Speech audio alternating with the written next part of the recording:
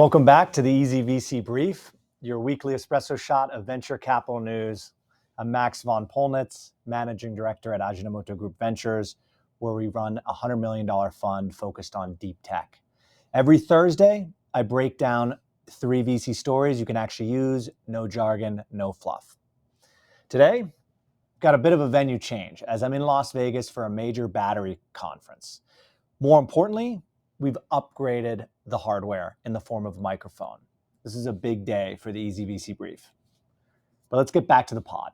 First up, a bit of breaking news in the food tech world.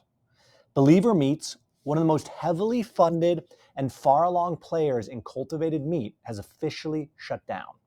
They burned through nearly $400 million and racked up tens of millions in unpaid construction bills. They're now shopping the company for a buyer.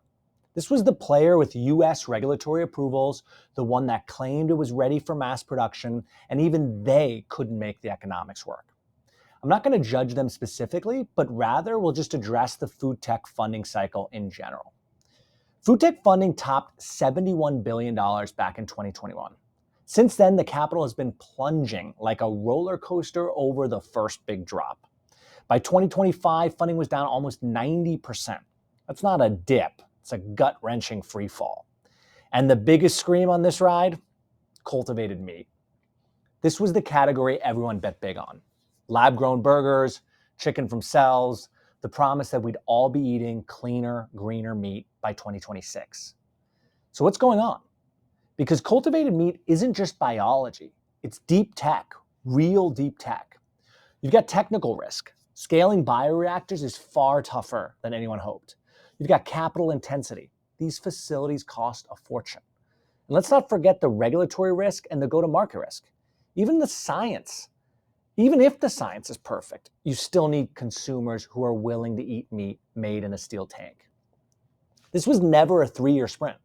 It was always a 15-year haul. And most VCs don't sign up for timelines that long. Believers' collapse isn't a blip. It's a signal. The industry is saying, okay, the hype cycle is over.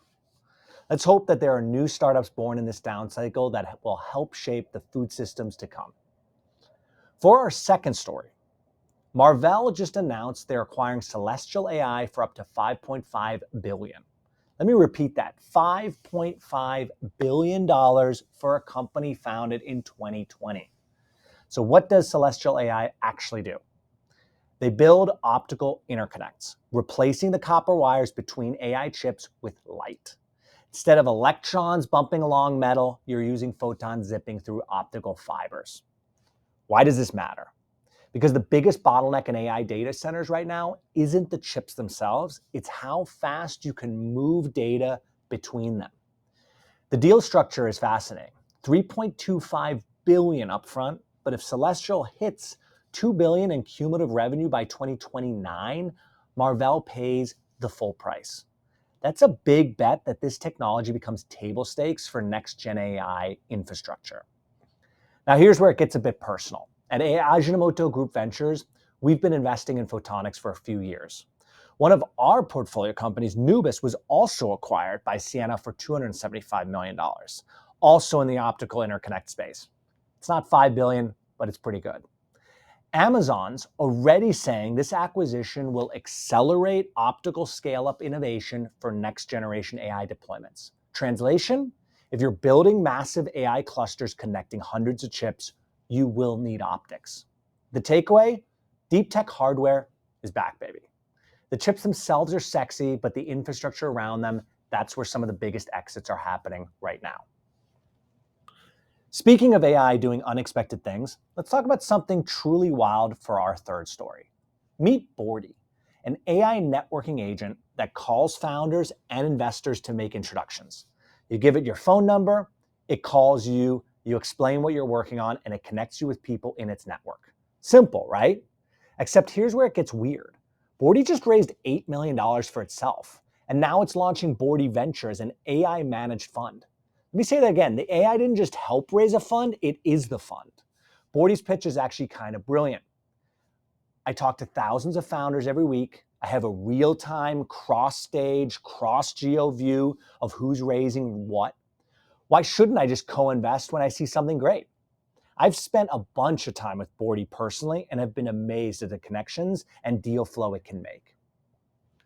Now, before you panic about Skynet managing venture capital, there are humans involved. Legal stuff, final decisions, the boring parts.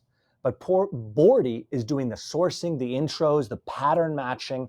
It's basically a GP with infinite office hours and zero calendar conflicts. And people are taking it seriously. Within 24 hours of announcing this fund, $170 million in LP interest came in, supposedly. I mean, that's still 500 investors who applied. Here's the uncomfortable question for all of us in VC. How will AI tools enhance or harm our roles? Will intuition and gut continue to thrive, or are ecosystem connectors the true competitive advantage? So that's your easy VC brief for this week. Recap.